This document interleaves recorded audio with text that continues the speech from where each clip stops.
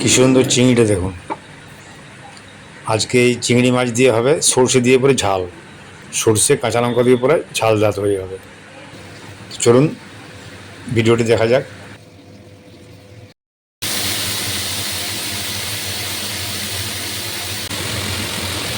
ভাজা হচ্ছে।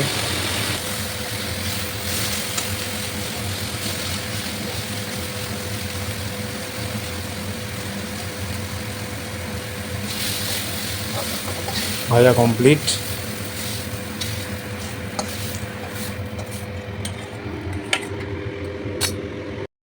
সর্ষে কাঁচা লঙ্কা দিয়ে এই যে এবারে চাপানো হলো।